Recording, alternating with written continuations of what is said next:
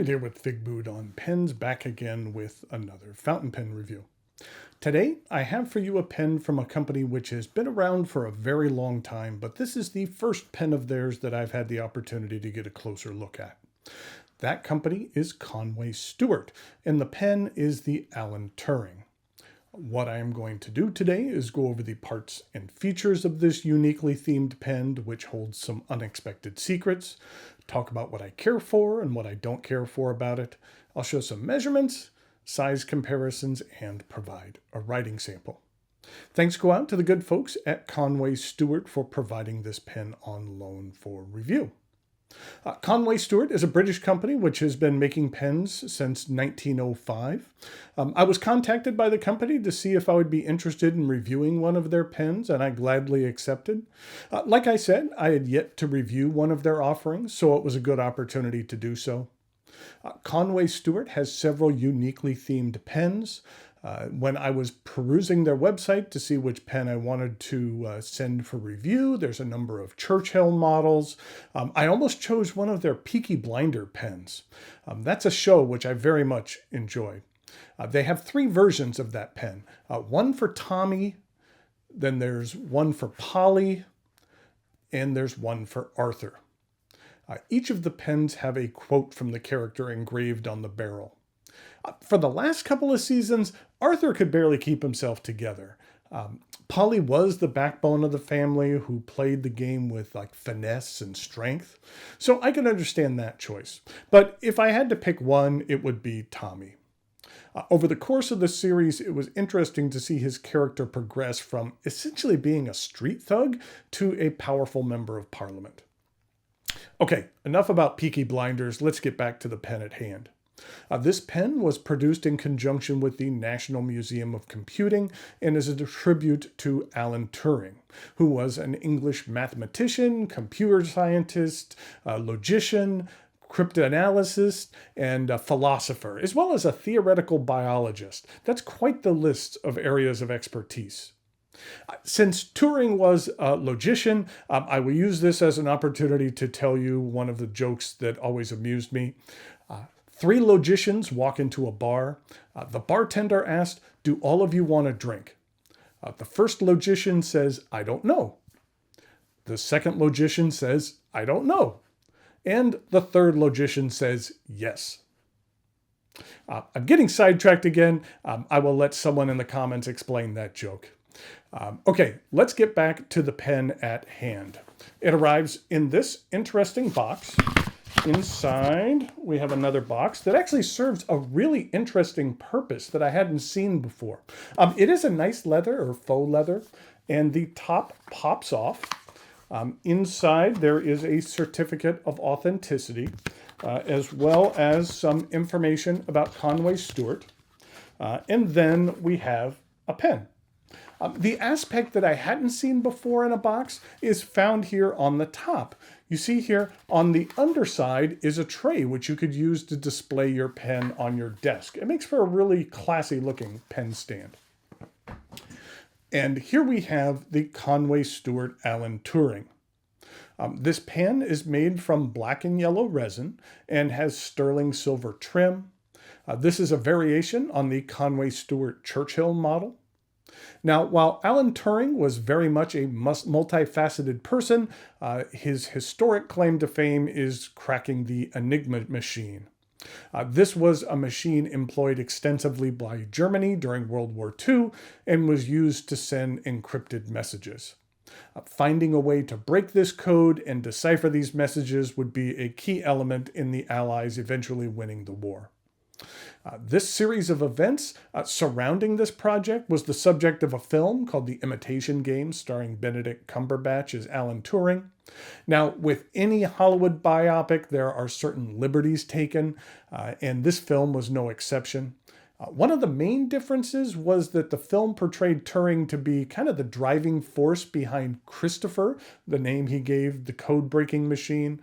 In reality, the machine was named Victory, and it was very much a collaborative effort with several others involved in the machine, which was what was called a bomba machine. Bomba being a Polish word for the English exclamation of like Eureka or I've done it, something like that. One of the other main contributors to the project was the mathematician Gordon Welshman. He goes unmentioned in this film. His contributions are attributed to a different character. But the first pen Conway Stewart produced in relation to this subject was called the Turing Welshman. And it's a very interesting pen as well. I like the Bomba dial used on the finial of this model. Okay, that was a lot of info. Let's actually take a look at this pen here. Start with the top of the cap. The top is adorned with a silver X surrounded by black enamel. This is a replica of the X key on an Enigma machine and also represents Station X. Turing and his team did their work at a base in Bletchley Park, which is about an hour and a half north of London, and the base had a code name Station X. It was called Station X because X is the Roman numeral 10, and this was the 10th such station built during World War II. I think the pop of yellow looks really nice on here. And I also like the ridges on the side of the finial. Then we have the clip. It has a rather unique profile, and the top is stamped with the Conway Stewart logo. The clip is flexible enough to operate well in a shirt pocket or thicker materials. The cap is straight. At the end, we have a sterling silver band engraved with Enigma. It's a little hard to see here, but this was something I hadn't seen before. The front half of the sterling silver band is more polished, and the back half looks a little bit more unpolished. I'm not sure if that has something to do with the laser engraving process, but it was something I found interesting. The back side of the clip has these sterling silver hallmarks. I've always thought decoding these was a bit fun. The marks indicate the silversmith, the purity, where it was authenticated, and the final stamp actually indicates the date. Y is the mark for 2023.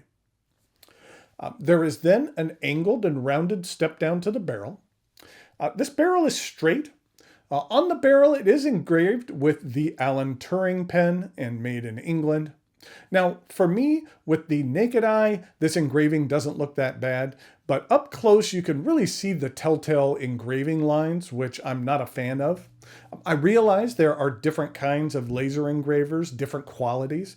I wouldn't categorize this one as terrible since it looks okay with the naked eye to me, but I wish it was just a little bit higher quality. The end of the barrel tapers down until you get to another thin band and the resin yellow end. Now, there's a couple of things going on here with the end.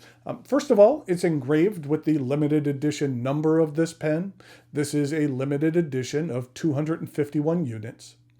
I will say that the black lacquer filling on the engraving does a good job of masking those laser marks. Maybe that would be a solution for the barrel engraving as well. But this end piece also holds a secret. If you screw it off, inside you have a little compartment where you can roll up a piece of paper and store a secret note. What you see here is the paper which was included in the pen. And here's what that paper looks like when it's unrolled. Now you can put any piece of paper in here you would like. Something I did notice is that the converter extends to the end of the barrel here. So the end of the converter will actually be inserted into the hole in the note. So if you had a rather lengthy note or one that wasn't quite rolled up neatly, then you would have a difficulty getting the end back on the barrel. Not a huge issue, but just something to be aware of when you're playing around with your secret compartment. The cap twists off once I get this end back on. The cap twists off with 1.5 rotations, and underneath we have a highlight of this pen, which is the 18 karat gold two-tone number 6 nib. The nib is available in extra fine, fine, medium, as well as broad. At an additional cost, it's also available with a specialty grind. There is italic, left oblique, right oblique, and a stub. And here's a look at the plastic feed. The section is resin and concave. That transitions into a yellow strip sandwiched between two thin bands, the cap threads, and an even transition to the remainder of the barrel. I like the length of this section. It's plenty long enough to accommodate a wide variety of grip styles. This pen is also long enough to use unposted. The cap does post. While it does post securely, it doesn't post exceptionally deep. So I find that it adds some overall length to the pen. While the cap isn't very heavy, I do find that posting just slightly backweights the pen, throwing off the balance. So I prefer to use this pen unposted. This is a cartridge converter pen. It accepts standard international cartridges, and a converter is provided. With the metal included here in the section housing and the screw bit here at the end, eyedropping would not be recommended. The Conway Stewart Alan Turing is available from a few different retailers, but also directly from the Conway Stewart website, where it retails for a bit over $700. I've seen it at some retailers for slightly less, around $575. There's a rollerball version of this pen, which sells for the low 600s as well. Almost $700 is a lot for a pen. That puts it squarely in the luxury category, where value can be very subjective. This pen is very well constructed, and it does feel like a quality writing instrument. And as you'll see in the writing sample, it writes very, very well. It has a classic, refined look, and I do care for the pops of color here at the end. I'd say that if you are a fan of Turing and his work, then it would be worth exploring further. But if you were looking to add a Conway Stewart pen to your collection, you might want to check out their site, where they have a number of Churchill models and other ones which are similar to this, but in like the mid 500 range. Thanks again go out to the good folks at Conway Stewart for providing this pen on loan for review. Now it is time for some measurements, size comparisons, and a writing sample.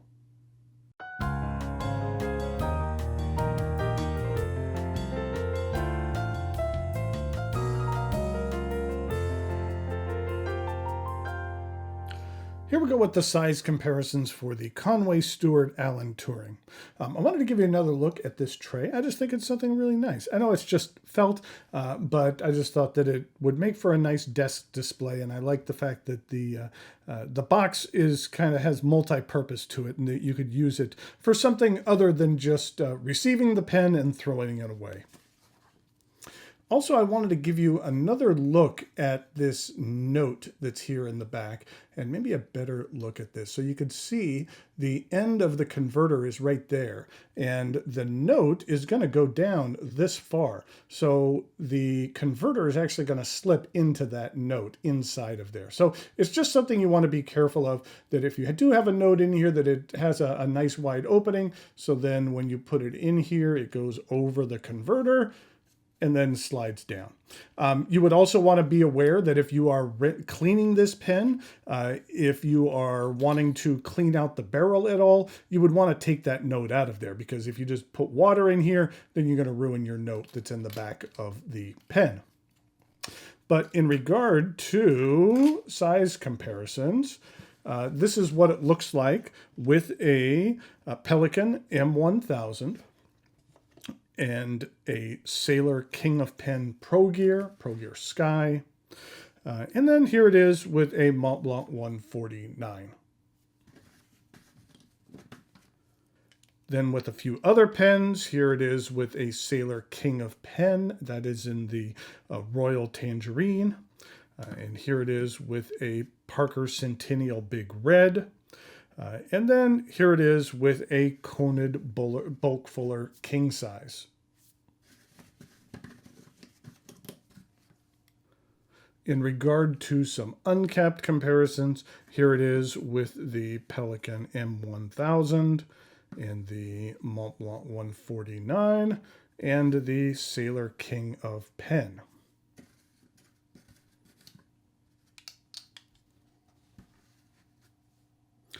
Here we go with the writing sample for the Conway Stewart. And this is the Alan Turing.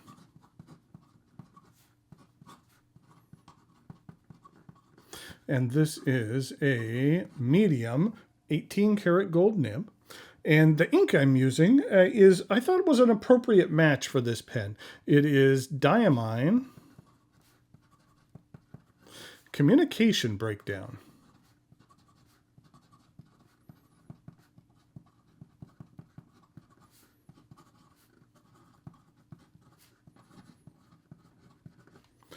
Now, while the name itself is a reference to a Led Zeppelin song, I still thought that the Turing pen itself related to communication breakdowns. At least it did for the German forces. This is what the ink looks like. Diamine came out with a number of rock and roll themed inks that were geared towards the German market. For a while, you could only purchase them in the German market, but I believe on Amazon you can purchase them now, or at least I've seen them up there. But it's a really nice ink that has some nice kind of greenish shading and sheening to it. This is what it looks like in comparison to Sailor Grenade, which has the same kind of shading, but not so much. And then here's a darker red, which is Diamine's Oxblood. This is what the Diamine larger bottles look like, the 80 milliliter bottles. This, like I said, is Communication Breakdown. And they have a number of other rock and roll themed inks that I care for a great deal. But this Communication Breakdown has become one of my favorites. And here we go with the rest of the writing sample.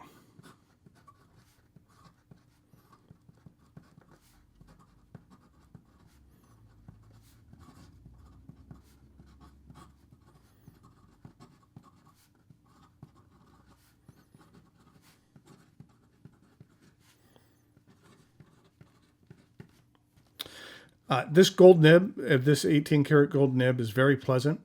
You can get a little bit of line variation out of here if you press it. The ink flow, I'd say, is generous for a medium nib. In regard to reverse writing,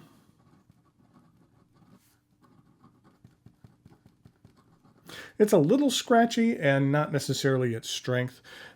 And then in regard to some fast writing,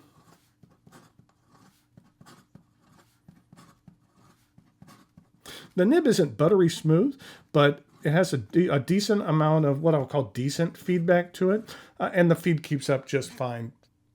So there we have the Conway Stewart Alan Turing. I think that this is an interesting model. I think it looks really sharp. And as well, I like the theme. And then I kind of like the idea of having a little surprise here and a little secret in the pen as well. Thanks again. Go out to the good folks at Conway Stewart for providing this pen on loan for review. And until next time, thanks for watching, and I'll talk to you later.